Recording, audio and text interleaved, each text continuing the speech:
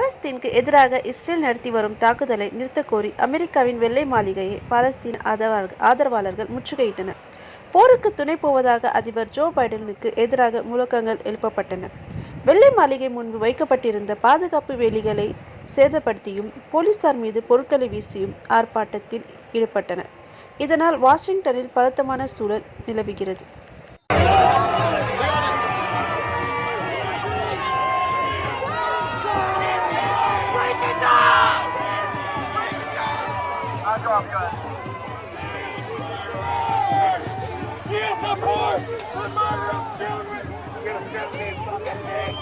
How dare you take that money from the Memorial Sloan Fund?